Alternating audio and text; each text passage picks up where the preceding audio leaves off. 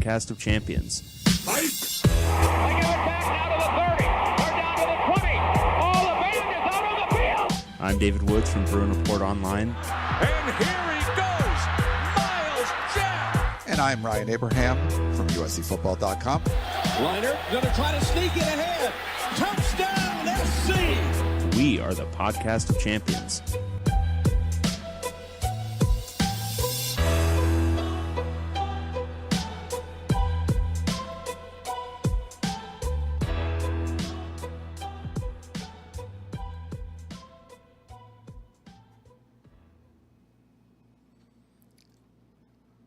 Welcome, everyone, back to the podcast of champions. I'm David Woods, Bruin Report Online, the UCLA site on the 24/7 Sports Network. And I'm Ryan Abraham from USCFootball.com, the USC site on the 24/7 Sports Network. And together, we make the podcast of champions, talking all things Pac-12 football. We have a Pac-12 champion for the podcast of champions, the Utah Utes. We're going to talk about the Utes, of course. All the bowl games, the transfer portal, Deion, prime time, Coach Prime in the Pac-12. We got all that to get to. But I want everyone to look very closely at Ryan's eyes right now. Really? Because this is a man who woke up this morning catatonically hungover, and yet here he is right now, right here, recording for you. And I went to the gym this morning, which was bad because then it made me feel worse because then I got to rest a little bit and then come do the show. I was like this close to I can't do it. Yeah. But I'm here. Charity golf tournament, dude. If you're drinking for charity. You were giving your liver to charity, and I appreciate that about you. I definitely do that. We're the podcast of champions. If you have any questions or comments, pac12podcast@gmail.com is the email address. You can call or text us at 424-532-0678. Dial it up on your phone. Millennials, you can use it to call people. Call us. Leave us a voicemail. It's fun. You can send us a text, too. I know guys do that all the time. You can tweet us at Pac-12 Podcast. The website is pac12podcast.com. Go over to Reddit, reddit.com/r/podcast of champions to chat with the other POC listeners. And if you have the Apple Podcasting app, anywhere you listen to the podcast, we appreciate it. You can subscribe to the show. We love that very much, but on the Apple Podcasting app, specifically leaving us a 5-star review really does help us a lot. David, do we have any new reviews? We have 2 new reviews. Wow, we're getting a bunch of reviews. Thank you all for doing those. This is from Jay Valdevin, a 5-star review. Subject line, The Other Pac-12 Podcast. I came to update my review. No worries, it's still 5 stars. But I must admit, I am guilty of some podcast infidelity. I listened to the other Pac-12 podcast. I know, I should be ashamed and probably deserve to die a lonely Pac-12 podcastless life. Before you throw me out, Ryan and Dave, just know that you are better than that other podcast. You at least know USC's offensive line is good and not terrible. This must have been written before the game. You at least think Caleb Williams is a better QB than a non-injured Bo Nix. And for goodness sake, you at least know that USC is back. Forgive me for being unfaithful. I will never take you for granted. Love, John in Azusa. Oh, thanks, John. Love it. Appreciate that. And we have another one. This is a 5-star review from S14AF5. What could be better than a Pac-12 podcast? Penix. Yes. That's it. Do we have the Penix picture here I could put up there? All right. Thank you for the reviews. Awesome sauce. We love all that. We also love our sponsor, MyBookie. Dave and I didn't get our picks right for the championship game. A pick. We only had a single pick. There weren't multiple championship games. A single one. Single one. We do. I was 49, 40-2 on the season, so good overall, thanks to MyBookie. And Dave was 51, 38-2. If you want to get in there and bet on some Pac-12 bowl action, which we're going to not preview the bowls, but we'll give you a little rundown of where the Pac-12 teams are going. You can go over to MyBookie, use the promo code Pac-12, and they will match your deposit up to 50%. So if you have you want to put $1,000 in there, they'll put an extra $500 in your deposit to go bet and have fun with. I've had a blast betting with MyBookie this year. It's made the picks against the spread so much more fun. It's fun to compete with Dave, but It was a lot of fun when you actually got some juice on there, and you get those good weekends where you hit a parlay and stuff. I love doing those. So you can do the little side bets, all that kind of stuff. You can do live betting, but use the promo code Pac-12 and you get in there and bet along with us. So we'll keep doing the Pac-12 bowl games, but if you like the NFL or anything else, you can bet all there over at MyBookie as well. And so go to MyBookie, and if you bet Ryan's picks, you've done pretty well. Yeah. But if you bet mine, you've done a little bit better. Yeah. And that's the important thing to remember, that yes, Ryan has done well, but I have done better. Yes, but we're not done yet. You can't, we still got some bowl games. Yeah, and you're going to go completely opposite. And if it's anything like last year, what that will mean is that you will drop 5 games behind. That did happen. I almost picked Utah in the championship game just because, I need to try to, I need to know what my goal is. I don't want to be 2 down going in the bowl game. I want to be 1 or 3, where I could just be just go, whatever. But I didn't, right. And I should have. You really should have. Yeah. Well, we both should have. We both got that one wrong. We both screwed that one up. It actually ended up with the single result that I said I couldn't see, which was a Utah blowout. You're really good at this. I nail it every time. It's funny, we nailed the week before, and then we did not nail the Pac-12 Championship game. But we have some. Oh crap! It was muted for some reason. I'm not the only one who uses Studio. We have. Where is that? We have a new champion. We're all about champions here. We're the podcast of champions. Mm-hmm. Is it a new champion? We cover the Conference of Champions. We have a newly crowned. They were the reigning champions. They're reigning champs, but it's a new season. Mm-hmm. The Utah Utes, Kyle Whittingham. Let me get some pictures. Pac-12 champs, David.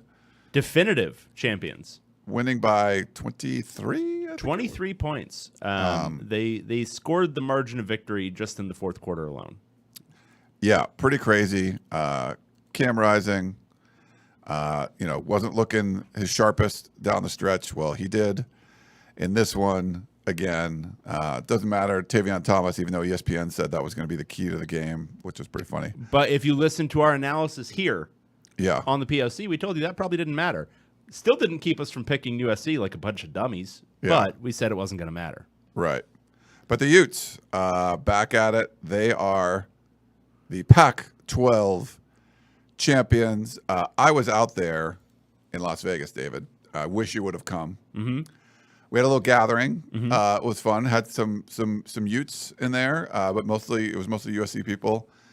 We did have one of the other podcast shows, the No Truck Stops. We had Carlos and Avery come, so it was nice to see them. I tweeted out a picture. But I think everyone had a good time. It was going 2 years in a row. First of all, way, way better venue than Levi's, obviously. Obviously. The environment, it's the noise reverberates in there. I don't know if I've been in a stadium where it was one side, when their offense was on. Utah fans, it was about 50-50, I thought. Utah fans were louder. Then they sort of got quiet when USC was up 17-3, but then roaring back, they were really loud. And but it could get loud when both sides, which was weird because you had half a stadium, but you could have just had half the stadium filled with Utah fans. It would still be loud in there, or half with USC fans. So it's funny that you got a lot of noise. You didn't feel like you were in this NFL sort of, I don't know, just sterile environment. It felt very college football-y with the bands and everything. And it's just, I love the stadium's just, it's small, it's a record crowd.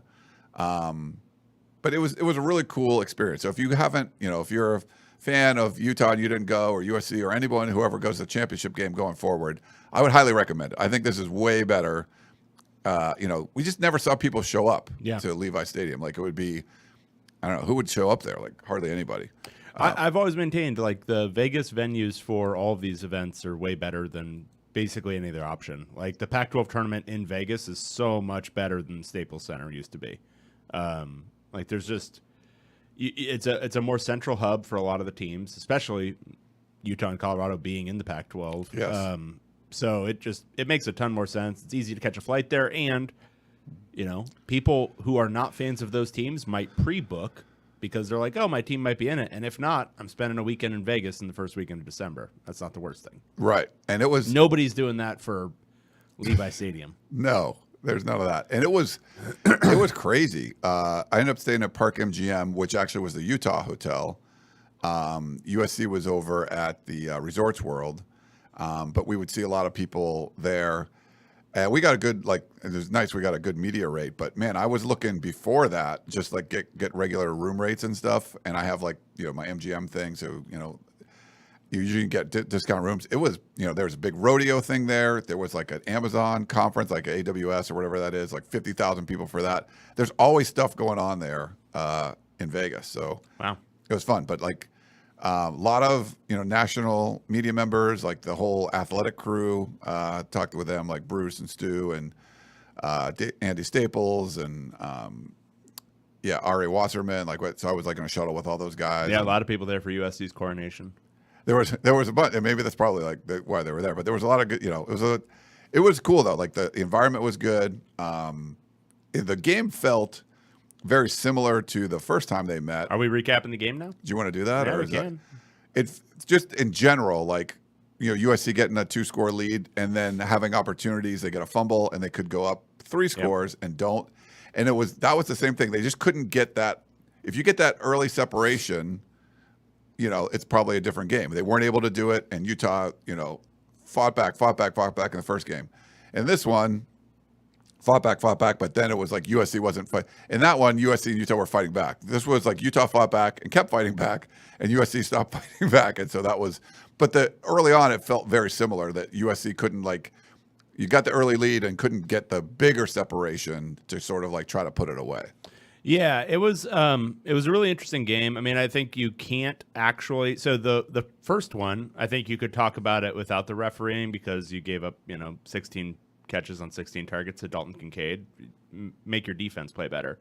This one, I don't think you can really talk about it fairly without acknowledging that Caleb Williams was hurt on the second drive for USC. You saw it live, watching him run the 59 yards downfield, and then suddenly at the end, he's half jogging and has to drop into a slide when typically he would have been accelerating past those guys. And then it seemed like it got worse as the game went on. Stopped being even remotely mobile in the pocket after halftime. I think probably, letting it sit too long.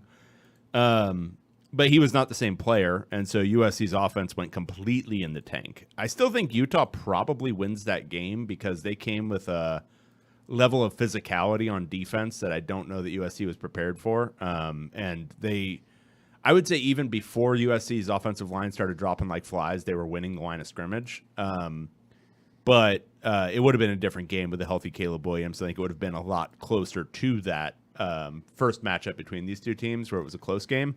But you got to give credit to Utah. You've got to give credit to Cam Rising, who played his best game in months, it feels like, since the injury. Jaquindon Jackson with the transformation to running back. Yeah, he looks legit. Bernard was awesome in this game too. Their run game, I thought, really just controlled the game for Utah throughout. They were just constantly able to run the ball. And USC's defense, for my money, they played their worst game of the year. The missed tackles were absolutely insane. The one where I think it was Bullock and somebody else, they decided to tackle each other instead of the I think it was a receiver, might have been a running back, whatever it was. But so many went for a touchdown. There was a lot of just horrible tackling in this game. I think they had 25 missed tackles, and they had, I think it was 12 over the previous 3 games. So they'd gotten better. Yeah, like the Utah and UCLA run the ball well, and they were kind of just tackling it. The biggest problem in the first matchup was the yards after contact for Utah. And, man, they just were blowing through tackles. You get 3-4 missed tackles on a play.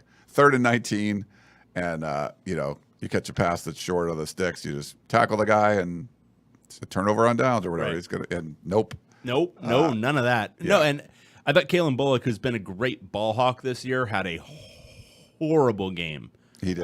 Tackling was awful, and just seemed like, I think they've been trained, obviously. I think a lot of their focus defensively is on forcing turnovers, and you saw it a bunch of times where they were trying to punch the ball out while the back or the receiver, whoever it is just dragging them for another 15 yards. I think they weren't prepared. I don't think necessarily for how physical Utah was going to be. And this is the thing, is that I don't think Utah is the same team they were the first time these two teams played. Defensively, especially, I think Utah has made a big leap up, and you would have expected that from a Kyle Whittingham coach team, that their defense would improve over the course of the year.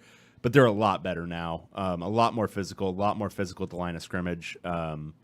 It was a really impressive showing from Utah. I think, there were obviously some complications about the first one. I don't think anyone walks away from that one saying, "Oh, USC would have won," even if Caleb Williams has been healthy. Like, you can't tackle like that and win a game. Yeah, I mean, you have a chance, obviously, because you have a lead, and Caleb Williams can keep scoring, even if Utah just scores every time. But certainly, it was really impressive the way I thought Utah just coached better. I think they made adjustments into the game better when Caleb Williams goes down. I think USC had 5 straight drives. It was like 4 and out, 4 and out, 3 and out, 3 and out, 3 and out, and it was okay. So Caleb Williams is hurting, but you're kind of doing the same things you were doing before. I think he got that touchdown drive that was a 3-point game in the fourth quarter, which it's hard to think about that now, but that's what it was.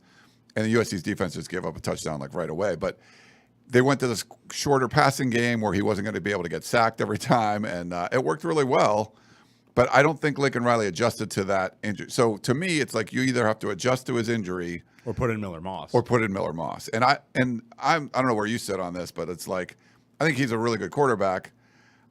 I get it if you don't want to take out your Heisman guy, but he was. I think you were definitely hurting. It seemed like, in retrospect, you were hurting your chances of winning. You were hurting the chances of winning. I think you're also hurting him. I mean, He's taken hits that he wouldn't take otherwise. When he was, I think it was the third quarter when he was at his worst, like where it was clear that he'd gotten stiff in halftime. He wasn't moving at all in the pocket, and Utah was just teeing off on him. And I think at first it showed two things. One, I mean, obviously USC's offensive line was a little depleted in this one, but it showed how much of their sterling pass protection numbers had a lot more to do with Caleb Williams and his, kind of elusive ability in the pocket than it does with necessarily their pass protection. Because a lot of these things, like, because of his strength in his lower half, he's able to just shake off guys who are like 100 pounds heavier than him and just continue the play. Yeah. But when he's only on one leg, he can't do that. And so he was eating sack after sack, and it just he didn't look like the same player. And also his throws, until he got adjusted, his throws were messed up too, because again, you're a quarterback. I mean, your lower half is your legs. It's a huge part of how you're throwing the ball, and he couldn't do it. So I think I understand it for Lincoln Riley, and I'm sure there's an element where, like, look, this is your star Heisman quarterback. He wants to play. What are you going to do? Tell him no? But yes, you might have to. And I'm not saying Miller Moss is the answer. Miller Moss might have gone in there and thrown 3 picks. Yeah, you don't know. Yeah, you might have been able to run some version of your offense, and I don't think that happened until, again, that one drive in the fourth quarter where he put it together, kind of embraced just, okay, I'm tossing it and just let these guys make plays, and that worked. But yeah, I think it took too long to adjust to that, or to put in a new quarterback, and that was unfortunate, because I think we could have seen a much closer close of game. I think we could have seen a much more interesting second half. I still think Utah would have won.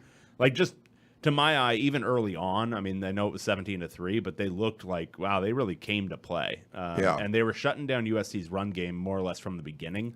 It was only Caleb Williams' runs that were making anything happen. Austin Jones struggled. He did struggle. He was, he looked really good the previous 2 weeks, 120 yards, 158 yards, or whatever it was. And then Utah really did a nice job of shutting him down. And it's funny, if you were trying to shut down Caleb Williams and he gets hurt, like, and the running game was working, but they had already shut down the run game, and then you've taken out Caleb Williams and what he's able to do. But really, just for Kyle Whittingham, another impressive, run. If you would have thought 2 weeks ago, after whatever it was, losing to Oregon, all the things that needed to happen just for Utah, the tiebreakers, just for Utah to make it. It's funny, in the beginning of the season, I thought we felt that the non-division thing was going to help the Pac-12 South. Maybe it helped for different reasons, but we thought, potentially USC and Utah could meet in the championship game. That's what ended up happening. I think I picked Utah to win the conference before, right. And certainly things changed, and USC was like better than we had thought. But yeah, that kind of the way we saw it, though, is like USC and Utah potentially meeting in the conference championship game. But it worked out that way maybe for a different reason, that, Washington would have been a really good, well represented in the championship game. But, it just took a bunch of things for Utah to get there. And then once they did, certainly took care of business. And, they hadn't been at, they looked good against Colorado, but that's Colorado. Right. But maybe that was, what they kind of needed to get right, and then go into the championship game on a short week and just play at a very high level, which we hadn't seen. Like, they didn't play like that against Oregon, and so it was good to see. And, you have to give Kyle Whittingham a ton of credit, just because he's been doing this for a long time. He knows what he's doing. He had those, the guys were prepared, and they played well. And we hadn't seen a really good Cam Rising for a while, and he was back. Yeah, and it's just a little bit of perspective on Kyle Whittingham, because I think the job he's done at Utah, I mean, we talk about it a lot, and it's not as if he gets undersold, but it's, give the man some flowers. He's if you ignore the COVID year, it's 3 straight years of 10 or more wins. Wow. I mean, he went 11-3 in 2019. And that was a great team. And then last year they went 10-4. For my money, this year's team, like, by this point in the year, is actually a little bit better than last year's. I think they're going to have a really good chance against Penn State to win the Rose Bowl. And that'll be 11-3 if they win that one. But it's just, I mean, this is what they were doing in the Mountain West just before they came into the Pac-12. Yeah. Like, it's taken them a while, but they are now if not the absolute class of this league, number 2, and very clearly, but, like, I think they're the absolute class of the league. I mean, it's hard to make a statement otherwise. I mean, what was the stat? They've been in 5 of the last 6 Pac-12 championship games. Was that the number? Or 4 of the last 5? I think it's 4 of the last 5. Yeah, just stunning to see that done at Utah, because this is not a program that recruits at, like, a top 25 level consistently. Yeah. It's just testament to consistency, testament to a system, and Kyle Whittingham being just an absolute blessed idiot. What he was doing with the clock in this game was absolutely You're going to make insane. all the Utah fans upset again. No, I don't care. No, I've never seen a fan base more upset after a win. Utah fans, I love you all. You're so great. I don't think you do. I do love them. I don't love the ones that were in my mentions, but those aren't the people who are in this. I think podcast some of them right might now. be. Maybe, who knows? Okay. But absolute blessed idiot. The end of the first half was some of the worst clock management I've ever seen that worked out. It was so cool to watch. Like, no, I'm not going to spend any of these timeouts when I sack Caleb Williams to give us more time when we've got a run-heavy offense and we're going to have to take it from our own 20 or so. I'm just going to let it ride. Then we'll have 1:40 to go. And instead of calling the timeouts before we get a first down, I'm going to call them after we get a first down. No, I'm not going to take advantage of those chains moving. Stop clock. Yeah. No. I'm just gonna make it so we have literally a single play to get it in the end zone at the very end of this. And that's what happened. Yeah. And it worked out. And I've fine. never seen it happen so many times where the guy does the thing wrong, like does it all wrong. Absolutely, 100%. Just analytically wrong. Les Miles, right? Yeah, basically, and it just works out. It's like, yeah, he's a blessed genius, blessed idiot genius. Yeah, you tweeted something like that, and man, they were on you. Yeah, and I was happy about it. Like, I was happy about him being a blessed idiot. I went. Yeah, for Utah fans, like, you won 2 Pac-12 championships in a row. Like, don't need to feel like if someone says something that you don't feel is correct or whatever, you like get all over them. Like, don't be this insensitive about stuff. Just be like, yeah, Pac-12 champs. It's all good. Yeah, no, just if you want to, just go scoreboard. But, like, the number of people who immediately thought I was a USC fan because I'm doing that. So funny. And I'm like, no, just, I love your dumb genius head coach. I love him so much. Now our mention's going to get all screwy up there. All right, sweet. So the regular season's over. Why don't let's get to some other breaking news. Prime time. Deion Sanders. There was reports that he was going to go to USF. There were reports that he could have went some other places, but why go there when you can go to Boulder? Boulder, Colorado. Deion Sanders comes in. they went, what'd they go, 12-0 or 13-0 this year? They won the SWAC. The SWAC, pretty crappy league. Uh-huh. We'll see if he's able to translate. But, I mean, he's done a really good job. I thought you were talking about Colorado for a second. I thought you were making a joke. But no, Jackson State, they're really good. Yeah, in a bad league. Now you're going to a really bad team in a good league, and what can you do? I don't know if you guys got to see his, speech to, they're always, whenever he talks, someone's filming him, which I don't, I guess it's your Deion Sanders, that just happens. But his basically meet the team speech is most of you suck. If you go to the portal, that's cool because I can just replace you with somebody else. It was a real rah-rah speech. I don't know if you saw that one, Dave. Yeah, no, and he even got them to chant. He got them to repeat after me. And I'm gonna go get people who are smart, hungry, the whole thing. And he's getting all these guys who he just told to leave to chant about the guys who are gonna be coming in to replace them. Yeah. Which was cool. It was very cool. Look, all this. So first, I'm gonna say the hire itself. I'm a big fan. Yeah. Big fan. I think Colorado did exactly what it needed to do, which was. Yeah, exactly. Which was either hire a guy who's running a gimmick offense, which is we've talked about, get a guy who's going to run the triple option or some crazy air raid or whatever, or hire some guy who's going to energize the program, recruit the hell out of the job, so on and so forth. And I think Deion is much more the latter. You could say his personality is a little bit of a gimmick too, but much more the latter. He's going to come in and recruit the job. That being said, a lot of this stuff is great if it works out. If it works out, cutting a bunch of the guys from the roster and you go heavy on the transfer portal and you publicize all this as you're going because you're trying to attract new talent and all that kind of stuff, it's all great if it works out.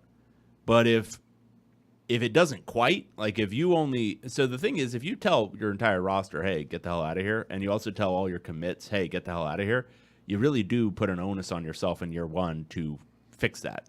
Otherwise, you end up at the Chip Kelly situation at UCLA where you're in a 3-year rebuild. And I think while there is some patience among Colorado fans for sure, because look at what they've been doing the last few years, there's a lot of money involved here. They're paying Deion well over $5 million a year. Yeah.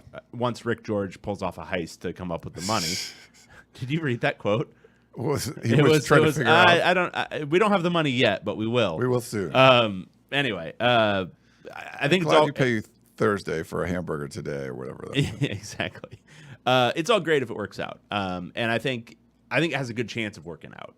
So I should say that. I think he's going to, if you can recruit at a high level at Jackson State, if you can get the number one, whatever it was, player in that class, Travis Hunter. Yeah. Then you can recruit at Colorado. He's going to be able to get some talent. It's just a question of how quickly is he going to be able to turn this thing around? Is he going to be able to do it USC light style, where he gets, he's going to have his son come in, who's, a lot of times I'm opposed to nepotism. You know that on this show. However, if your kid is actually the best player on the team, it's fine. It's when they're in that middle ground where it's not okay. Yeah. His son is a better quarterback than anyone Colorado had on roster. So that makes sense.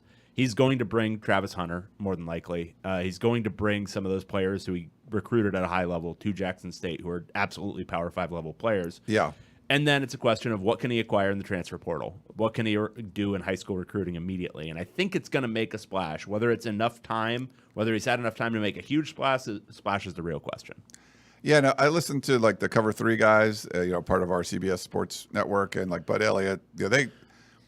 They go into this stuff. I mean, they watch. It's not just they're watching the SEC and stuff. They're watching all these guys. And one of the things he was saying about the way he was able to build Jackson State is, you get a number one player in the country to come in, and that's fine. That's great. You can build some of that stuff. But a lot of it was sort of cast-offs from Power 5 programs, like the offensive line guys that came in and they were whatever, didn't have the grades or something, and he ends up taking them there. And you can dominate a league like the SWAC, which isn't very good. How can that translate to being a Colorado? Are you getting, if someone that's you get a transfer from some other Power 5 program and bring them in, and you can get them in Colorado. And the other thing, I guess I didn't realize this, and I think Bud was talking to Adam Munstertiger. Colorado had a problem getting transfers in. I didn't know what I'd really heard about that. I didn't know what the Credits translating. Okay. It was a bureaucratic issue. Okay. But there was a lot of positive talk in the press conference by Rick George saying we're getting that figured out too. Good. Okay. Yeah. Because if you can't replace guys, we'll talk about Stanford in a little bit. This is just a new era. Like yesterday, we'll talk about the portal. It opened, Monday. We're recording this on Tuesday, and it was the craziest day. It probably, the first day of the portal is probably going to eclipse, the first day of early signing. First Wednesday in February used to be the biggest deal. Then it was the early signing period. Now it's probably portal day. I think there was 8,000 people, some ridiculous amount of people going into the transfer portal. It's changing. You're going to change over 60% of the quarterbacks in FBS. Just nuts. And so that's something you're going to have to, if you can't bring guys in, you can only lose guys. There's no way you're going to be able to compete. I just don't know what Stanford's going to be able to do. The good thing, Colorado is figuring it out, it sounds like, and they're going to try to fix this. But you can't not have the ability to bring in transfers when anyone on your roster can transfer for any reason at any time. Yeah, well, and especially, Deion Sanders must know that they're going to be able to get in a bunch of transfers because he wouldn't come. Yeah. Well, no, and he also told the entire roster, anybody who's interested in leaving, leave because we got to make room. Yeah. And he said that a lot of these commitments are announcing that they're decommitting from Colorado because of what he's told them. So yeah. That's a lot of confidence, and I hope it works out because I think Colorado fans deserve it. I think it'd be very cool if Deion Sanders comes in and just absolutely turns that job around. And I'm hopeful. Me, a longtime Buffs fan. Longtime Buffs fan. One big thing that he did already. Okay. And this is recruiting right here. Sean Lewis, the Kent State head coach, the head coach of this Kent State program. He's been the head coach there for 5, mostly for Kent State, successful years, is leaving Kent State to go be the offensive coordinator for Deion Sanders at Colorado. Wow. Impressive. Yeah. You don't see that too many times. You don't see that too often.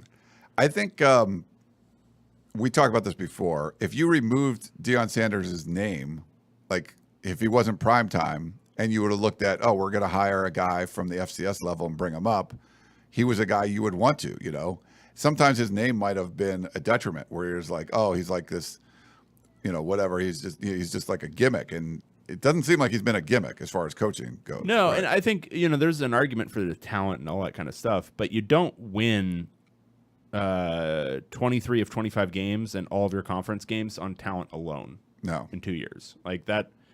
And the fact that he just went and hired the head coach of another program who, by all accounts, runs a pretty good offense, that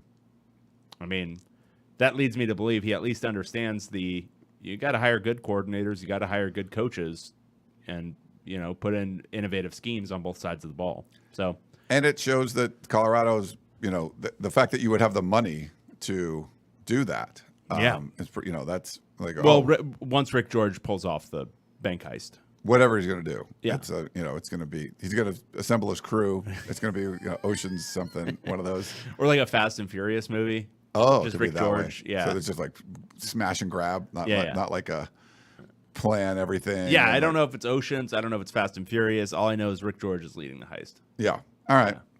Yeah. We got to talk about some bowl bids.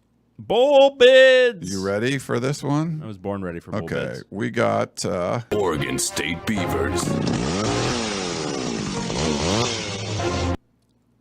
Who are they playing? They are playing the University of Florida. Number 14, Oregon State, in the SRS Distribution Las Vegas Bowl. We have 2 Pac-12 bowl games going on, basically. Am I not doing a sound effect for the Florida Gators? Oh, sorry. Just because. All right, sorry. You didn't know who they were playing, so I figured you were out to lunch. What would a Gator do? Sort of a. Actually, I'll just do. Do do do do do. Go Gators!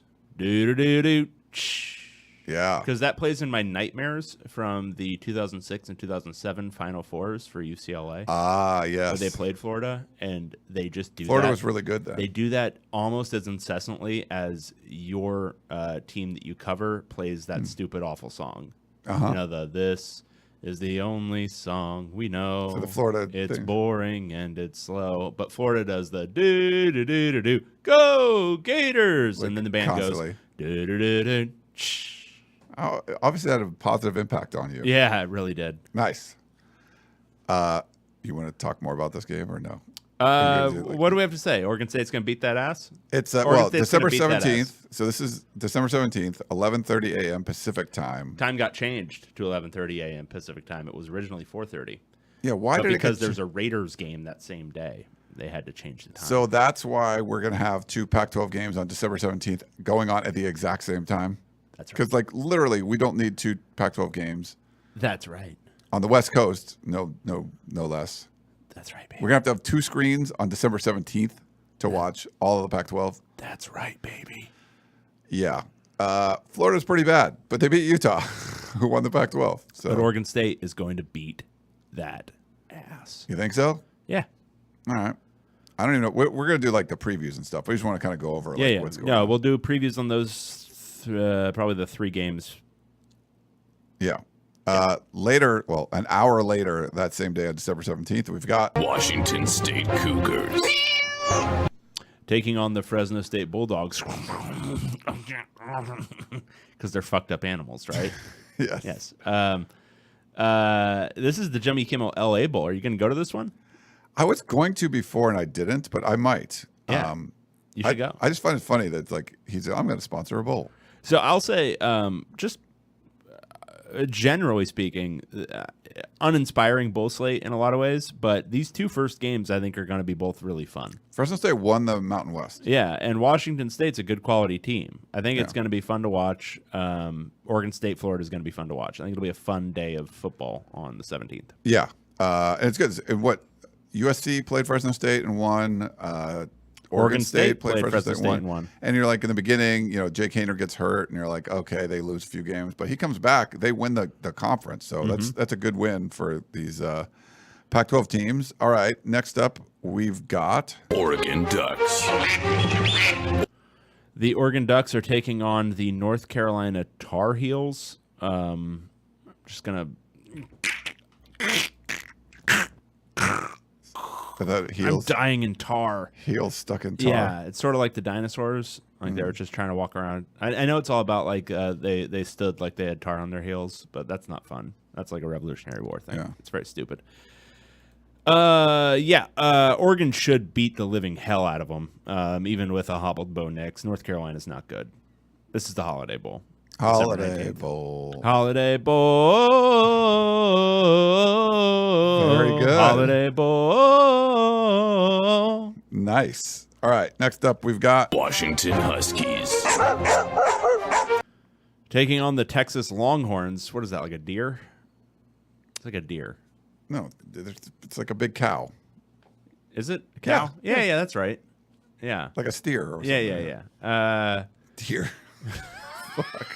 Moo. Why do people listen to us? Moo. The Longhorns. It's like a deer, right? yeah. Yeah.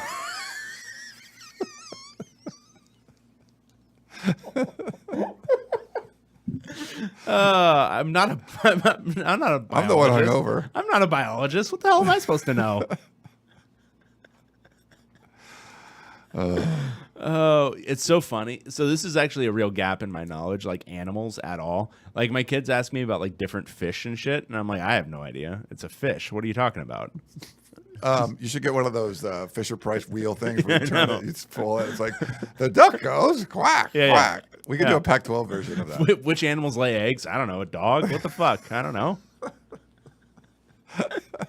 Dogs lay. I've never seen a dog lay eggs, but Who knows? good. I man? don't know. But yeah. A lot of them have them on the inside. Like humans have eggs. They're just on the inside. You know what I'm saying? Joe says, well, cows are basically slow, fat deer. So, okay. Yeah, see? Joe's with me. But he also said it's a steer, LOL. So, yeah, dummy.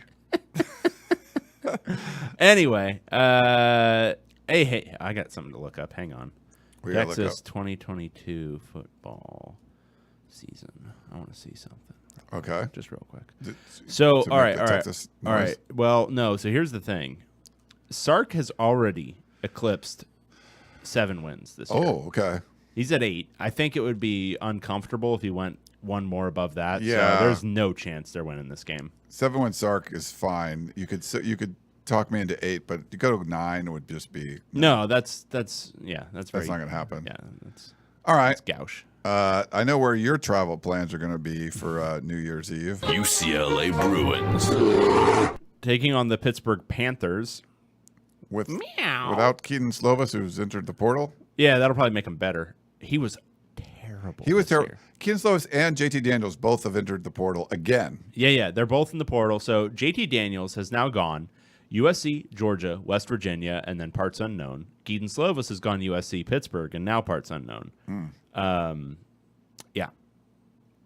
Crazy. Keaton Slovis, at least, former 3-star or whatever from Arizona. JT Daniels was like the number 1 player in the country or some crap. Crazy. Wow. Crazy the way things happen. So this is the Sun Bowl. UCLA taking on Pittsburgh. Pittsburgh is a big shitty ACC school. UCLA should roll. Oh, all right. I like that one. Let's see. We got next up. USC Trojans. Dude, what the fuck is Tulane? Oh, they're the Green Wave. The Green Wave, yeah. Yeah, we did this one. No, we did Green Flashes, didn't we? Who was Green? That was the Golden Flashes. The Kent State Golden Flashes. Who their head coach is now going to be the offensive coordinator of So Colorado. what is a Green Wave? All right. The Tulane Green Wave. I'm green.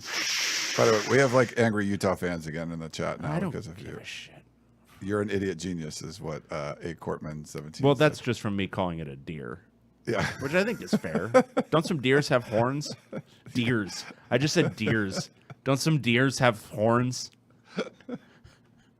Is a unicorn real? In some contexts. Are birds real? All right. Anyway, this game is between two teams, one of which is a Power 5 school. The other one is a Group of 5 piece of crap. I don't know about this game yet. We'll have to hear about Caleb Williams' injury. Yeah. I kind of feel like this might be, underwhelming time for USC, maybe a little bit. But, yeah, we'll see. Tulane's pretty good. They are pretty good. It depends. Brett Nealon, their center, is going to be out.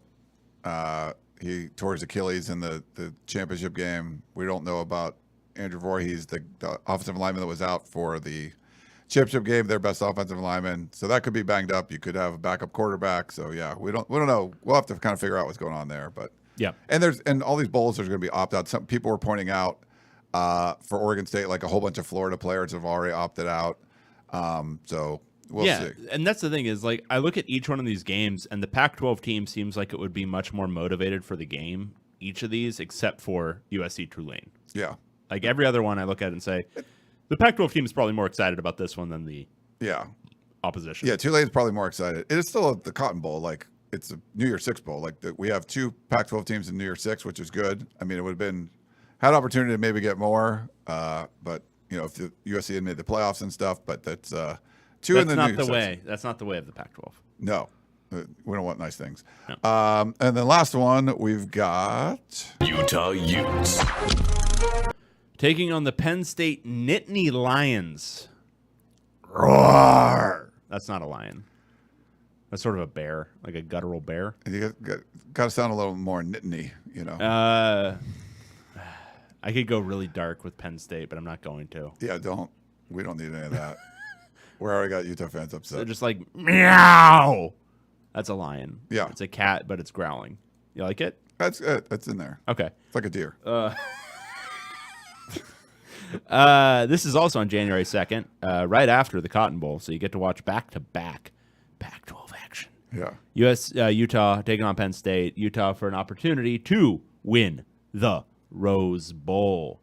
One of the last, I think it is the last real Rose Bowl, won't it be?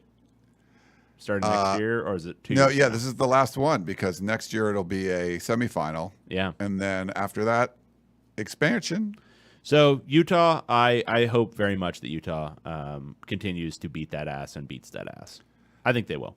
Yeah. Apparently most players are opting in for the game for Penn State. And this is an opportunity. There's two Big Ten teams in the college football playoff. None in the Pac-12, obviously. But so both Michigan and Ohio State go to the playoff. I mean, you go down to the third team. So this is a great opportunity to win the Rose Bowl, right? Yeah.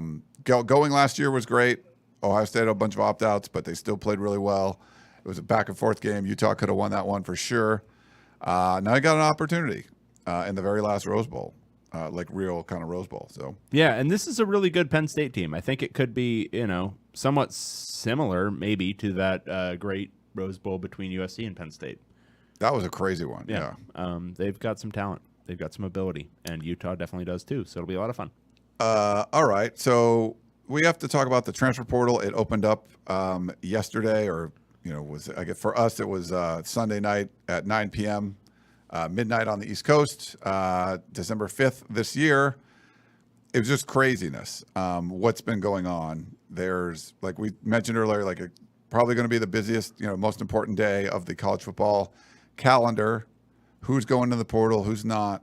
Dave, I know there's a lot going on in the Pac-12.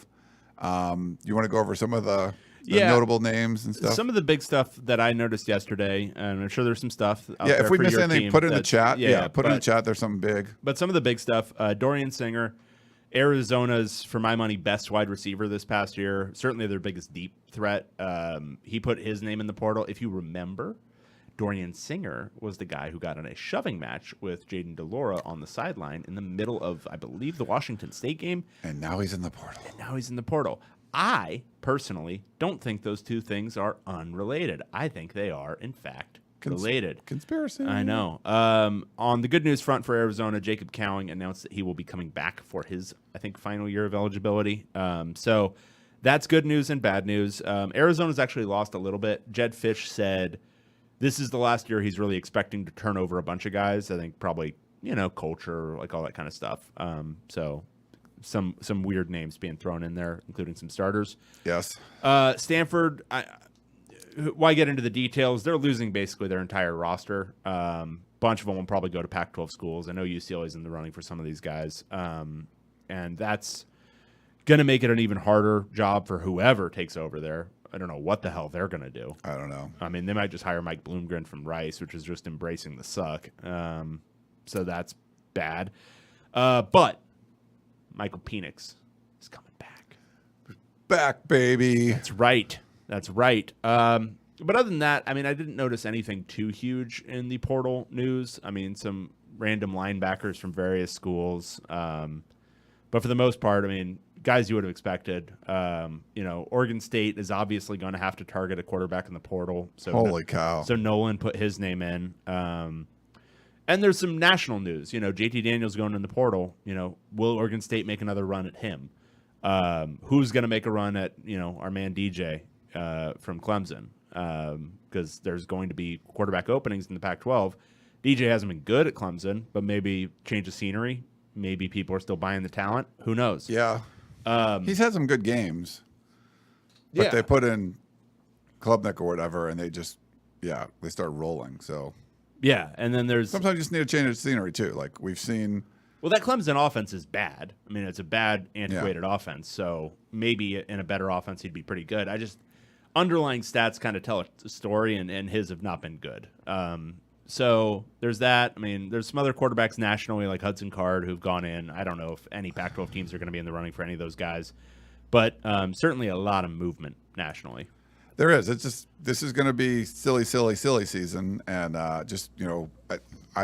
whatever program you're a fan of, you're a Ute fan, go over to Ute Zone. Wherever you are, if you're a fan of the Beavers, make sure to check out Beaver Blitz. Like all the Pac-12 24/7 sports sites will be all over these and putting up content. This is a kind of a crazy time for all of us that are producing content because there's just going to be guys that are entering the portal a lot. Now, sometimes it's like Dave said, the backup linebacker that never was going to play, and that's fine. That's going to happen, but there's also big-time guys that are going to be going into the portal, and a lot of Pac-12 swapping. We've seen Oregon getting like a Christian Gonzalez from Colorado. He actually is going to opt out of the bowl game and prepare for the NFL draft. But you get a stud corner like that from a Pac-12 program. I mean, it makes a big difference. USC got a couple big-time running backs. Travis Dye from Oregon, Austin Jones from Stanford. Like, you're playing against your former teams in a lot of these cases. I think we're going to see more Pac-12 movement. The Jaden DeLora going, getting that emotional game against his old school in Washington State. And like Dave said, pushing one of your teammates on the sideline or get a fight with one of your own teammates who ends up transferring. I'm curious to see just within the conference, what kind of transfers we're getting, because it could be a lot of fun. Yeah, and that was a huge thing with USC last year when they assembled an all-star team of other Pac-12 schools' best players. Is anybody going to be doing that again this year? I mean, it's going to be interesting to find out. I mean, USC is probably not going to be in the market as much, but I would think there's probably some upgrading to do on the defensive side of the ball. I think, like you were saying with Jed Fish, they're sort of like early on, and maybe there was the first year not as much, but like that second year, there's a lot of turnover. You're changing the culture, and you're kind of getting rid of guys and then bringing new guys in. And I think that's what Lincoln Riley did year one. And then year two, there's probably still going to be some cleaning out of the roster and then bringing some more guys in. But I think they're going to do more high school stuff.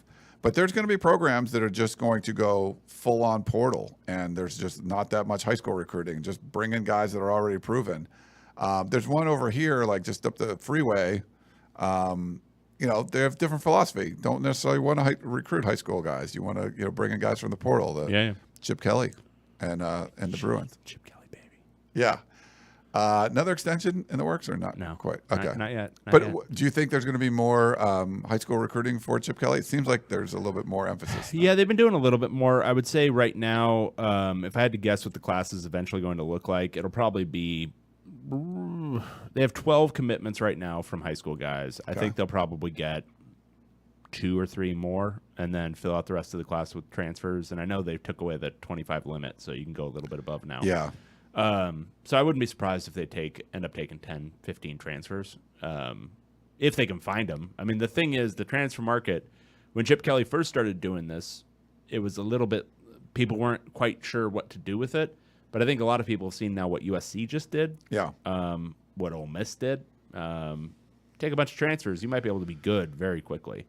Colorado's going to be really active. There's going to be some programs that are really, really active. So UCLA, it's not just a thing to just show interest. You also need to be extremely active recruiting these guys, and that's been the bugaboo for UCLA for a long time. So if they can turn over, that leaf and put in that effort in transfer recruiting, which, I think they've done a better job of it than they did with high school recruiting. Yeah.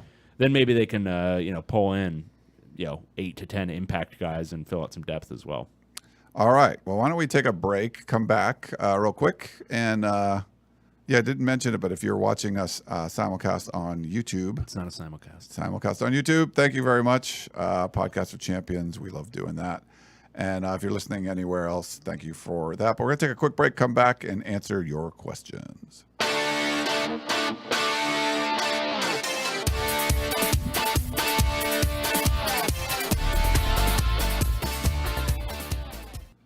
All right. We're back here on the POC. We got a voicemail.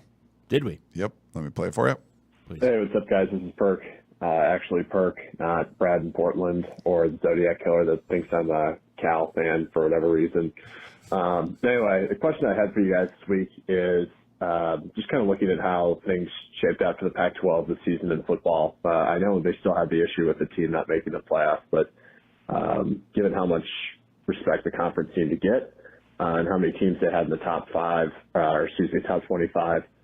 just kind of how the top to middle of the conference really seemed to kind of elevate this year. I was wondering if they had this kind of run for the last 3 or 4 years or so, do you guys feel that the fate of the conference changes in any way with USC and UCLA staying, or do you think that there was really nothing that could have been done in that sense? Anyway, thanks, guys. It's a really good question. Thanks, Perk. It's a really, really good question. The actual Perk. I do think if the Pac-12 – so I think a lot of people bought into the idea that the Pac-12 was non-competitive in like this axiomatic circular reasoning way, which is they're not competitive, so they're never going to be competitive, or they're not competitive, and so the conference is perpetually down and forever. And it's just it was they kind of walked into the worst down stretch for the conference basically ever. And it was 5 straight years of it. and that combination, I do think played a huge role in USC and UCLA doing that, because I think it was affecting other stuff too. I mean, I think the reality is that I think TV revenues probably would have been higher if the Pac-12 was consistently in the playoff. If a USC was in the playoff or Oregon was in the playoff year after year, they probably could have negotiated a better deal, because even though it doesn't make a whole lot of sense from like a eyeballs perspective, they would have had more juice. And I think that matters to the networks and all that kind of stuff. So I do think there's some, reality to that if the Pac-12 had, and basically if UCLA and USC had held up their end of the bargain for the last, 20 years, we'd be having an entirely different conversation. Yeah. But it's that funny tweet that I retweeted, which is UCLA and USC make a mess of the apartment and then say, all right, good luck, guys. See you later. Because that's what happened. I mean, they didn't hold up their end. The LA schools need to not only provide a lot of the revenue, they need to not only provide a lot of the recruiting base, but they also need to provide the wins, and they weren't doing that. Yeah, for sure. And if USC was good or UCLA was good, that would have helped the Pac-12 and maybe made it stronger, and then maybe they wouldn't want to leave. But they weren't strong, and then the rest of the conference wasn't able to stay together, and the playoff drought's crazy. You just can't have stuff like that. And so the perception was there. But this year, it probably would have changed your thought process with 6 teams ranked in the top 17 or whatever.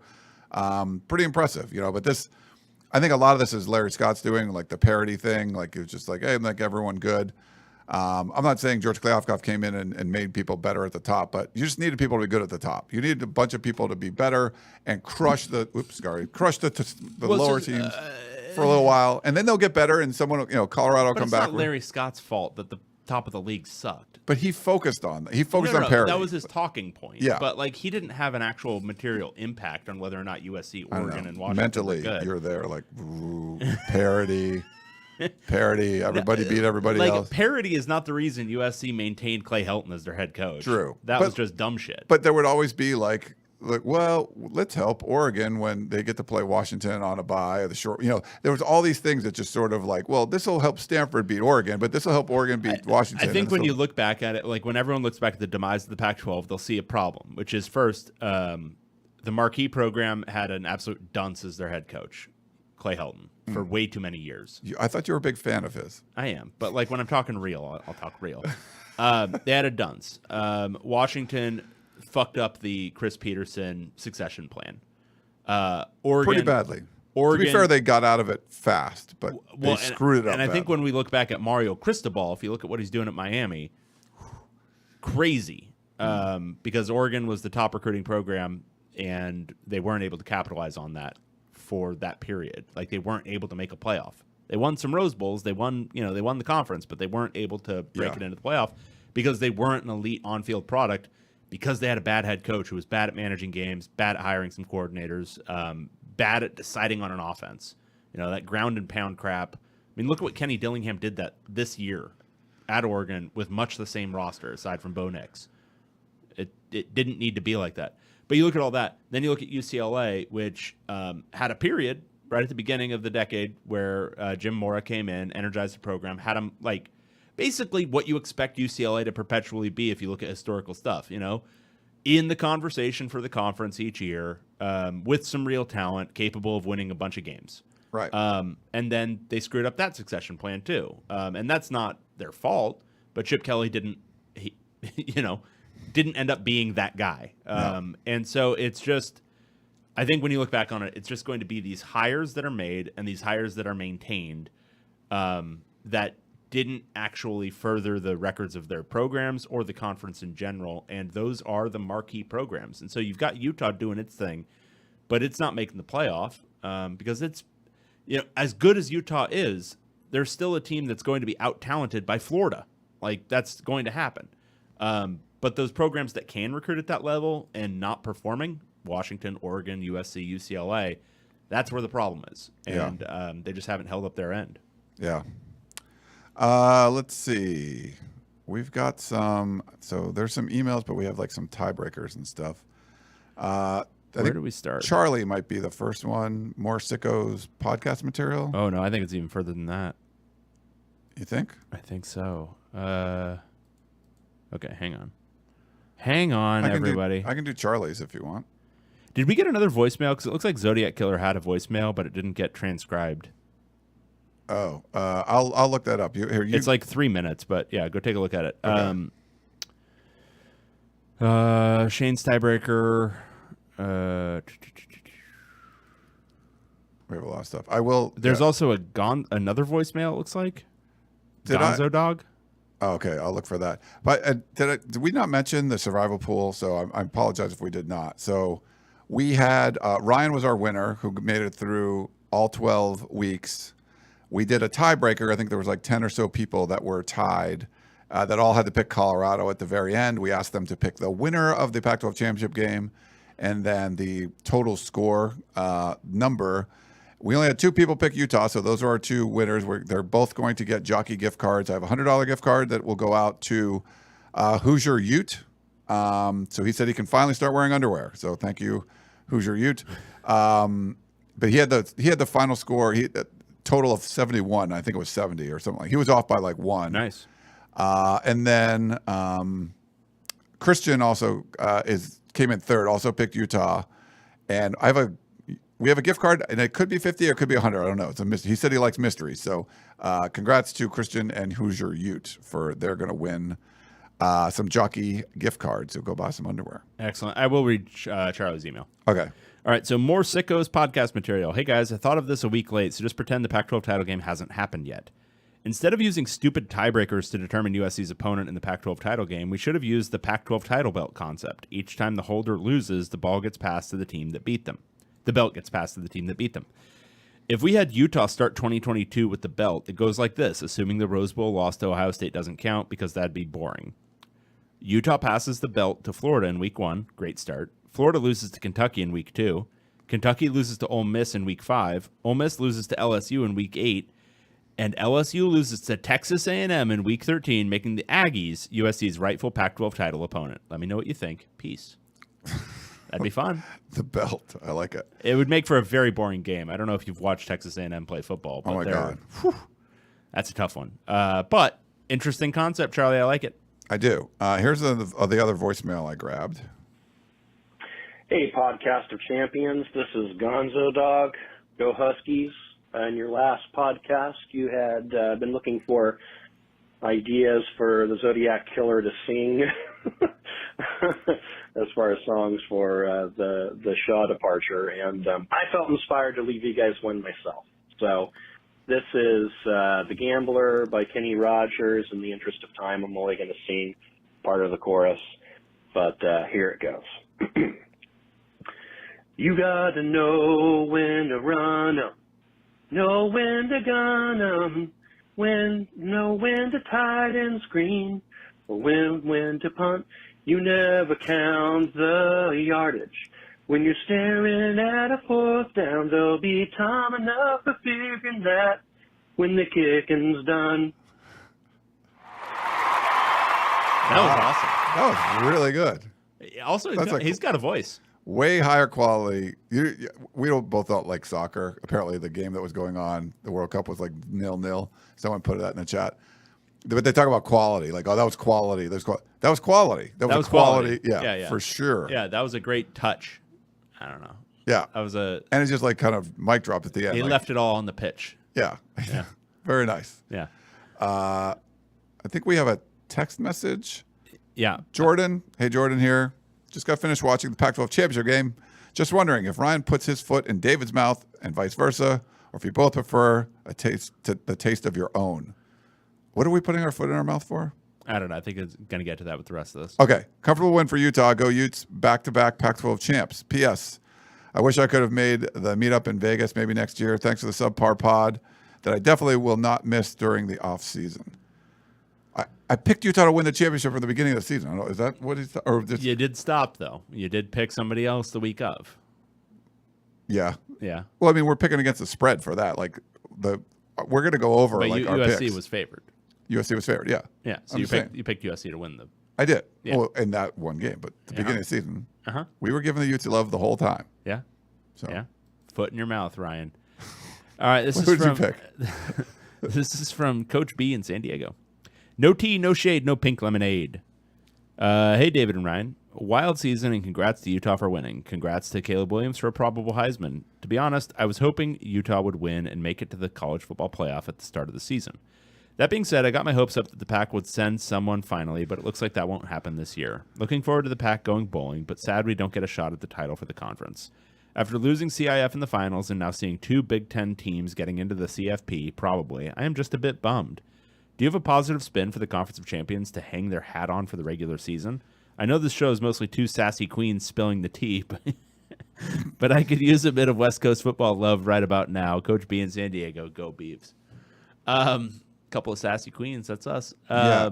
Hey, the Beavs did what they had to do. Like, they beat Boise, they beat Fresno. Like, Yep. if you're Utah, you got to beat Florida. Like, that changed everything.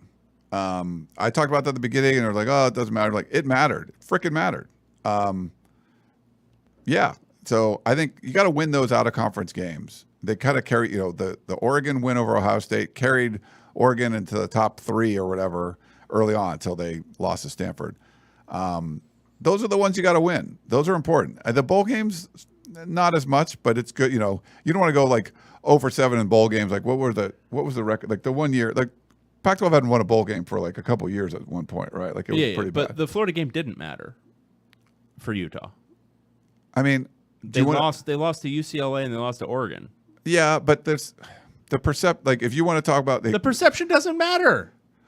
TBH. I was hoping Utah would win and make it to the CFP at the start of the season. Well, you lose to Florida, you're not making that. Like you want to be in the. Oh my God! Oregon wasn't. Did in the you conference. watch this past season? Did you watch it? Yeah. Because if Utah had lost that game but beat Oregon and UCLA, they would have made the playoff. Right, but that's fine. You just can't lose the game that you should, like the out of conference game that you should win. No, it wasn't Georgia. Don't lose by 40-something to Georgia. They lost don't lose to a terrible They lost Florida. by 3 at Florida, and Florida is bad. They're not bad. They're not great, but they're not like the worst team in college football. It's not that bad. They would have been in the playoff if they had won out. But then no one's ever won all the Pac-12. Has anyone made the playoff with 2 losses? No. But you want your loss to be like at Oregon. It doesn't matter. You don't want your loss to be at Florida. It fundamentally does not matter. Because it does not matter what your one loss was. It's really hard to go through the Pac-12 undefeated. If like you don't want to go into the Pac-12 season knowing you have to run the table to make the playoff. Like that's not what you want. USC, with you and me playing defense, just came within a point of going undefeated into the title game. Yeah. With you and me playing defense. But they still did it. It's not that hard. And it's never happened. There is favorable scheduling. Like USC had really favorable scheduling, and they lost 1 game by a point because they didn't have to play Oregon. They didn't have to play Washington. Yeah. But Utah, like they needed to take care of business, and they didn't because they weren't quite good enough. But that's again, it sounds a little axiomatic, but it's just the teams weren't good enough. USC wasn't good enough this year because they got beat twice by Utah. Yeah. Who also wasn't good enough. But I guess my point would be for like the Pac-12 thing in general, the top 6 teams were all pretty good. They are, yeah. And I think if you're looking for Pac-12 hope, I mean, at different points in the season, it looked like UCLA had potential to be a playoff team. USC obviously had potential to be a playoff team. Oregon had potential to be a playoff team. Washington doesn't lose at ASU. The Pac-12 title game is a play-in game for the playoff. Yeah. Because they would have been in it against USC. So they came within a hair's breadth of making it. And so I think there have been years where the Pac-12 has been really bad. Last year, one of them. Very bad. But this year, the Pac-12 was legitimately good, or at least comparable to Big Ten. So I think it's not that far off this year. Yeah. We got a upset Utah fan, I think, sent a series of text messages. I wasn't at the game. Did Caleb leave in a wheelchair? Because that's what the announcers made it seem like. SEAM. They hardly mentioned that Cam had been hurt for weeks. They were too busy circle jerking to Caleb. Okay, so and then he put how many times did Utah lose? He put up like Caleb Williams and Lincoln Riley putting up the fight on thing. So that's how many times. I don't know if people are being legitimate with the not thinking Caleb Williams was hurt in this game thing. I don't know if they're doing that or if they're just mad at him because he had "fuck Utah" on his fingernails. But whatever. Did you guys not watch him play at any other point this year? Because that was a different guy. Like, he couldn't move. And if you didn't watch him play, that's fine. You're casual. It's cool. But the reality is that was a very different player who had obviously either mildly or severely pulled his hamstring. And he was running like me. Like, when he ran for that one first down after he was, like, very clearly and obviously hurt. Like, I don't – do you people not know what you're looking at? Like, you don't run like that if you're – I don't know. Like, if you took the like pregame bullshit out of it, like the fingernails and everything, that was impressive as hell. Because I've pulled my hamstring. That's about how you'd look if you were still trying to compete in an athletic endeavor while pulling your hamstring. And it doesn't feel good. And you're opening yourself up to a ton of hits, which he did that entire second half. And so, like, I don't know. Separate the two ideas. You don't like him because he, put that on his fingernails. That's fine. That's all sports stuff. You can be. I think some of it is more that they feel like Utah fans feel like that this was taking away from the win because Caleb Williams was hurt. But so they're I don't get the faking injury thing. Like, that was happening mid-game, and I'm like, you're up 17-3. Like, I'm going to fake an injury now because I don't feel like this is going the right way. Go back and watch the 59-yard run and compare it to any run he had this year, because he like clearly started limping when he was running down the sideline because he'd pulled his hamstring. It's just, I don't know. Yeah. And I'm not here to defend USC. That's not my thing. No. And it wasn't Joe's putting it during the slide. No, it wasn't during the slide. He slid because he could have just run out of bounds, but he was hurt during the run and went down awkwardly. Yeah, if you notice, like, it's like two Utah players racing to catch up with him, and he's beating them for a little while, and then it's like like he pulled his hamstring. Yeah. He can't run very fast anymore, and so to protect himself, he slides. But he had already pulled it at that point. But we had talked about Cam Rising being injured. Like, that's why Utah wasn't playing that well. That's why they went on the road, and he didn't play in the Washington State game. And Bernard, I think, came in, and they ended up winning that. Like, that's something they've been talking about. But Cam Rising looked completely healthy in that game, which was great. I didn't expect that. I didn't expect to see 100% Rising, but he was back for this game. No, and and here's the thing I'd say about Cam Rising. Also not 100%, and he played a hell of a game. Yeah. He was a lot better than what we had seen. It's a weird insecurity thing because, like, I think you can hold several thoughts in your mind and become like me, a philosopher king. Caleb Williams got hurt and it affected the game. Utah still beat that ass. Probably still would have beaten that ass. They ran the ball way better than USC was ever going to run the ball in that game. And if you want to know kind of the tale of a game, if you can run for over 200 yards on your opponent and they can't run for more than 100, probably going to win a lot of football games. You will. So I think Utah was the better team that day, and it helped that Caleb Williams got hurt. That's it. Yeah, that's fair. It's not, don't look at it. You won the Pac-12. Don't be the insecure. It seems like there's a lot of insecurity going on about what the perception is or whatever. Like, he's going to win the Heisman Trophy, and he got hurt in the first quarter. It definitely makes a difference. But Utah was the better team for sure. So I don't know what to go. Okay. I just I just hate that, like, it gets too into like the individuals, because you watch Cam Rising play, you watch Caleb Williams play, both just tough as shit guys. Just absolutely taking rocking hits all game, going out there when they're hurt. Cam Rising helmet got blown off his head. Got absolutely blown off. He just grabs his helmet, tries to put it back on, and go back into the game. That was an insane hit. I would have had to be stretchered off the fucking field. Yeah. But no. Oh, okay. Yeah, I'm fine.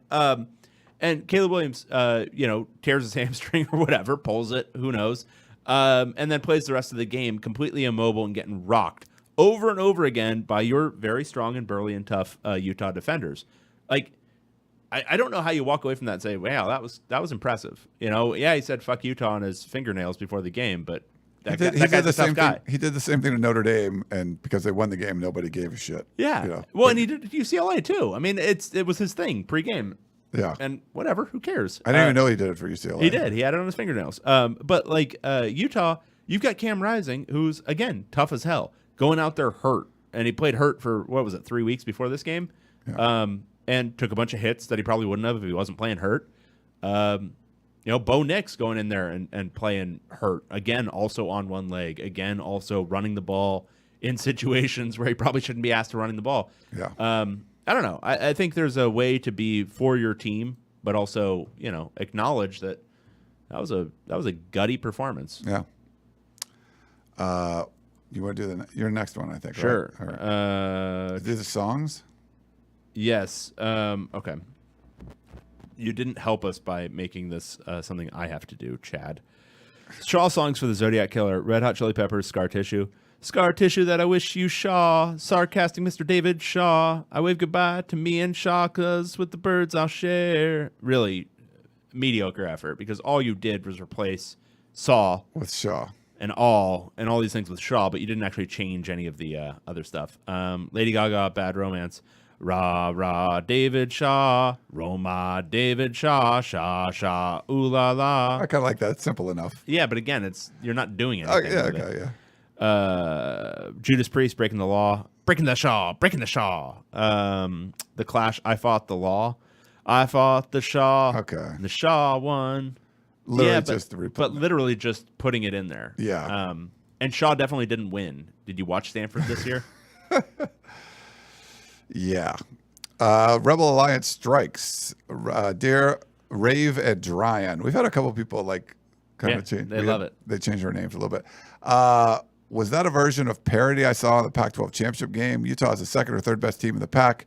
SC is loaded with 5-star transfers from all over the country, so they should be able to beat some band of miscreants from the desert despite their injuries.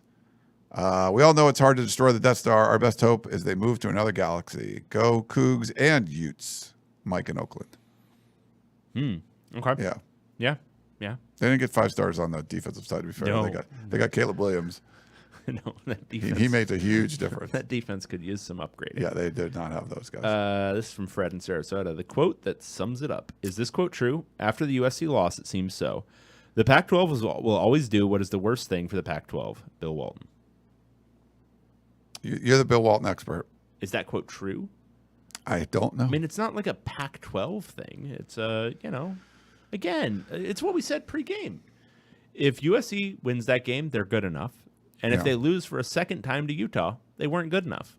And they lost definitively, convincingly, by 23 points. Yeah. They just weren't good enough. Yeah. It's fine.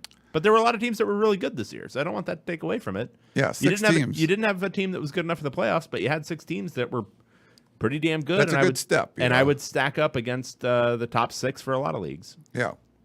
I like it. Who would you pick? From Greg. If you had to pick one Pac-12 team completely healthy to have the best chance of beating Georgia at home, who would you pick? Is it Georgia? Well, I guess it doesn't matter. Georgia at home. So this takes into account the home crowd, too. So maybe it'd say Atlanta, but this is like Georgia's third game. So we saw Oregon, Georgia. However, the Oregon that we saw soon after that was very different from the Oregon that we saw against Georgia. Would you take them again against Georgia, completely healthy, at home in Autzen? Autzen does swing some things. I was thinking at home meant on the road to Georgia, but you're saying this is at home. I think at home, like at their home stadium. If you take them at Georgia, I don't think you're taking anybody. Yeah. Well, I mean, if you got to take somebody. So I would say you're either going to go, you want as much home field as you can get. Salt Lake? Salt Lake would be a potential one. Even like Corvallis, heck, I don't know. Corvallis would get weird. That would be very weird, but I don't think they have the talent. Yeah. I think Oregon, again, even though we saw the 49-3, I think you take them at home mid-season. Might be different. Yeah. But if you want someone to score, like you want a Caleb Williams, you want something like that, like their defense is so bad. Well, though. the thing is, like, I Oregon's think defense if bad, you too. give a fully healthy Caleb Williams, there's always the chance, because it's just puncher's chance at that point, that he just dominates a game, scores 6 touchdowns, and does it. Like, Johnny Manziel style versus Alabama. Yeah. But it would be fun to see like Georgia go into Rice Eccles. That would be fun. Actually, let's schedule that. I want to see that. Yeah. Let's do it. Utah in Rice Eccles. Nice. All right. I think that's it. Is that it? Yeah. With the other two were like the The gift cards I have to mail. Okay. Are you going to be doing any of those mailing of the gift cards, or I'll take care of that this time? I don't know what gift cards you're talking about, and frankly, I wasn't allowed to participate in the thing except even though I was still alive. I'm undefeated in the Survivor pool. I just didn't pick this week. No, you lost the last week. I didn't put it in. I didn't put but it you in. lost. Any You already lost. Email it. We know who you picked. You picked USC, so you would have been out of the running. Yeah, but I could have been number 2. No, you would have been number. I didn't put it in. You could have been 4. I didn't put it into an email. Yeah, you put it. Yeah, it's in our doc. You picked USC. Bullshit. Yeah. Yeah. But great stuff. Thanks everyone for coming in. We're gonna get out of here. So what we're gonna do, we'll cover the portal. We got early signing period coming up. I think we'll definitely do previews for all of the bowl games. There's kind of a group, the mid-December group, and then there's like the later group. We have like 10 days off between bowl games, I think from the 19th to the 29th. So we'll do the early bowl games previews, and then we'll do the later bowl games previews, but also we'll go over our full season picks, which I don't think we ended up doing last year, but I think it's something we should do because we do pick all the games going in, what we thought everyone's record would be. And we were pretty close on a lot of these teams, and off on some other ones. So it'll be good to kind of go back and how we thought the season would go and how it ended up going, preseason picks and all that kind of fun stuff. So we'll get to all that. Keep sending in your questions. Please keep leaving us 5-star reviews. That does help to grow the show. Anything else, David? You got? I have nothing else. I'm spent. I promise Ryan will be less hungover next show. I can't promise that. I promise it. You do? Yeah. All right. Yeah. Perfect. I'm sending Ryan to detox. Maybe I need that. Charity. Charity. It's golf for tournament. Charity. It's for charity. Yeah. But anyway. So that's David Woods. I'm Ryan Abraham. Hope you guys enjoyed the show, and we will talk to you next time.